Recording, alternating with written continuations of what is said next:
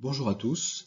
Pour les parents qui n'ont pas pu assister à la réunion avec les professeurs principaux, je me propose de faire ici une petite synthèse de ce qui a été dit. Je sais bien que l'horaire de 17h30 est un horaire difficile pour beaucoup de parents, donc nous faisons ce petit effort particulier. Cette année, pour se connecter à l'espace numérique de travail, les parents doivent disposer d'un compte EduConnect. Nous avons distribué aux parents et aux élèves un document qui permet justement de connaître leur identifiant et leur mot de passe. Si jamais vous rencontrez des difficultés, n'hésitez pas, vous avez perdu votre mot de passe, nous pouvons le réinitialiser. Et en tout cas, Madame Carayola, qui est notre secrétaire, qui est présente le lundi, le mardi, le jeudi, le vendredi, de 10h à 18h, pourra vous renseigner et vous aider.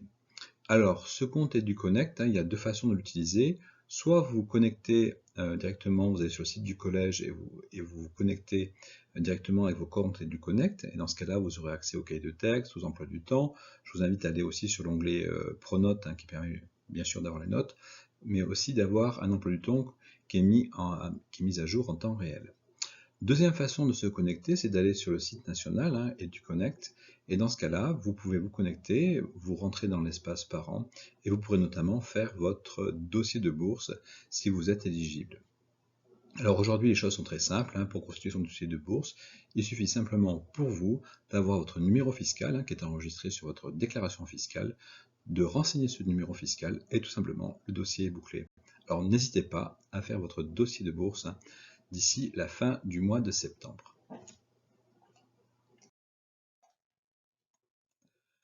À côté des enseignements réglementaires, français, histoire-géographie, anglais, etc., les élèves peuvent choisir des options. Alors, quelles sont les options qui sont proposées par le collège de Cordes-sur-Ciel? D'abord, le latin. Le latin, c'est une initiation. En cinquième, ce sera 1 heure. En classe de quatrième, ce sera 2 heures. Et en classe de troisième, ce sera 2 heures également. Donc, sur l'ensemble du cursus, cinquième, quatrième, troisième, les élèves bénéficieront de 5 heures, ce qui est un effort tout à fait important. Les élèves germanistes peuvent aussi compléter leur formation en s'inscrivant en langue et culture européenne, ce qu'on appelait avant la section européenne allemand, ce qui leur permettra justement de renforcer leur culture générale et par exemple de préparer le voyage en Allemagne que nous allons organiser cette année encore. L'autre possibilité encore, là c'est pour les amateurs de musique, notre professeur de musique, Madame Viguier, propose pour tous les élèves, alors ce sera sur la pause méridienne pour permettre à chacun de pouvoir intervenir, 1 heure de chorale. Rappelons qu'en classe de troisième, la chorale peut rapporter aussi un petit bonus pour le diplôme national du brevet. Un petit mot maintenant sur notre projet pédagogique. Alors rappelons d'abord que la classe de 5e c'est une classe importante puisque la plupart des élèves vont pouvoir commencer une deuxième langue vivante, ce sera l'espagnol, puisque les élèves qui ont choisi l'allemand l'ont choisi dès la classe de 6e. Alors notre projet pédagogique s'articule autour de plusieurs thèmes. Premier thème, et on ne sera pas surpris, c'est tout ce qui est autour de la promotion de la lecture. Nous avons inscrit dans l'emploi du temps des élèves 1 heure de documentation, en fait c'est documentation lecture, tous les 15 jours.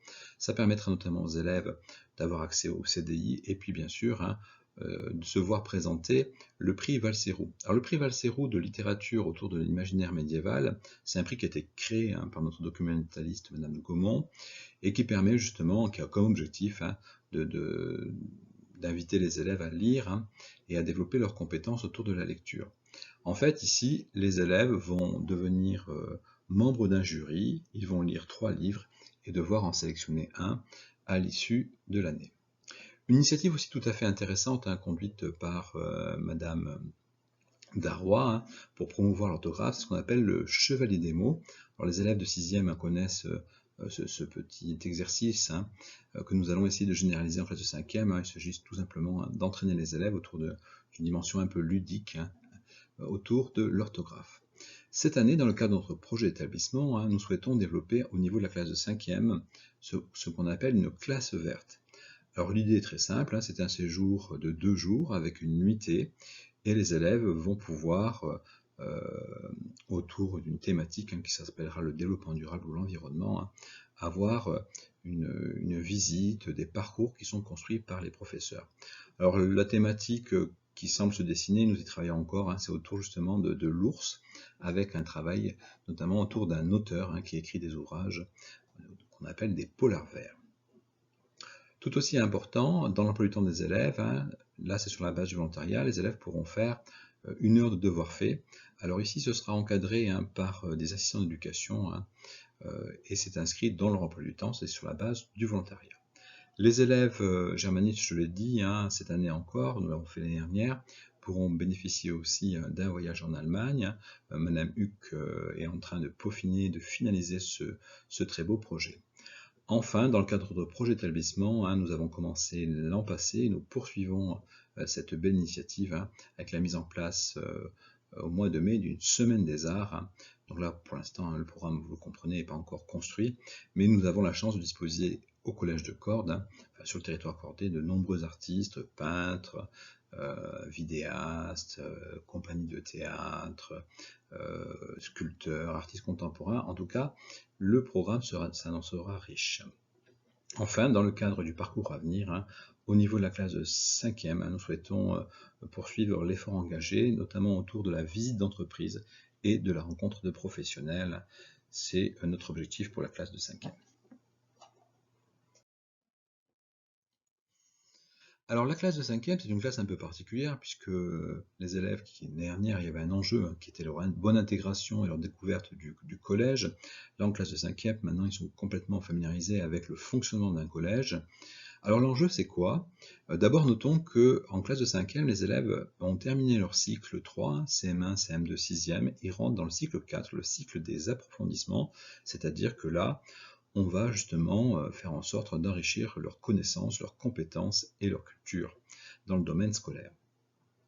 L'enjeu pour la classe de 5e, en fait, il est assez simple, c'est que les élèves découvrent progressivement, et il faut qu'ils arrivent à le faire d'ici la fin de l'année scolaire, l'autonomie face au travail, qu'ils travaillent seuls, qu'ils fassent leurs devoirs, qu'ils travaillent seuls, ça veut dire sans que leurs parents les contraignent à travailler, ou soient obligés de contrôler chaque soir leur travail de façon autonome. Ils peuvent aussi travailler, et ça c'est important de le noter, avec leurs camarades dans le cadre de nos études. Nous avons rénové la salle d'études. Et puis bien sûr, il faut qu'ils continuent sur cette voie importante qui consiste à bien apprendre son métier d'élève et à faire cet effort d'autodiscipline. Voilà, la classe de 5e, c'est une classe charnière. Il n'y a bien sûr pas d'orientation. Les élèves de 5e passent en classe de 4e et poursuivent en classe de 3e.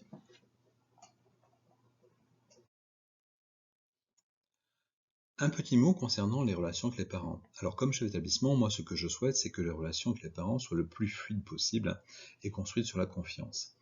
S'agissant des relations, il y a plusieurs rendez-vous qui vont être organisés cette année, mais je vous indique tout de suite, et les professeurs principaux l'ont précisé lors de la réunion parents-prof, qu'il s'agisse de Madame Ami, professeure de mathématiques, de Madame Darrois ou de Madame Valérie, ils sont tout à fait disponibles pour pouvoir vous rencontrer. Et c'est notamment très important si votre enfant bénéficie d'un plan d'accompagnement personnalisé ou rencontre des difficultés dès le début de l'année. En dehors de ces rencontres individuelles qui sont fixées de gré à gré, sur la base d'un échange avec le professeur principal par le biais du carnet de correspondance, nous organiserons bien entendu aussi des rencontres parents-professeurs. Alors ce sera plutôt au mois de novembre, avant la fin du premier trimestre. Nous avons prévu aussi au second trimestre une remise des bulletins. Alors là, ne seront concernés que les élèves en situation de fragilité ou les élèves que nous souhaitons absolument voir, par exemple parce qu'il y aurait des problèmes d'absence ou des problèmes de comportement. Si vous voulez aller plus loin pour mieux comprendre un petit peu la classe de 5e, découvrir les programmes, vous pouvez aller sur le site qui est réservé aux professionnels mais qui est en libre accès aussi pour les parents, qui s'appelle EduScol. Vous retrouvez une information très riche, très exhaustive et très fiable. En matière d'orientation, en classe de 5e, même si je l'ai précisé tout à l'heure, il n'y a pas d'enjeu, mais quand même, des fois on peut commencer à réfléchir un petit peu à la suite avec son enfant. Alors dans ce cas-là, rendez-vous sur le site de l'ONICEP, c'est un site du ministère de l'Éducation nationale tout à fait bien fait, avec plein de petites vidéos et plein de conseils. Enfin, dans le cadre d'un partenariat que nous avons construit avec la radio locale CFM Radio Corde. Je co-anime avec Jack Nguyen une émission qui s'appelle Carnet de correspondance. Tous les 15 jours, vous pouvez déjà charger de nombreuses émissions. Et en fait, notre objectif, c'est de mieux faire comprendre aux parents l'école et puis de suivre un petit peu l'actualité de l'éducation. Enfin, si vous souhaitez m'écrire, de préférence, utilisez l'adresse suivante, principal.cord@gmail.com. Pourquoi? Tout simplement parce que cette messagerie, je l'ouvre plusieurs fois par jour. Sur le NT, je réponds le soir et c'est moins pratique pour moi. Voilà, écoutez, je vous souhaite à toutes et à tous une excellente rentrée. N'hésitez pas à nous contacter. L'école de la République, c'est un service public. Et bien entendu, la relation avec les usagers est tout à fait fondamentale. À bientôt.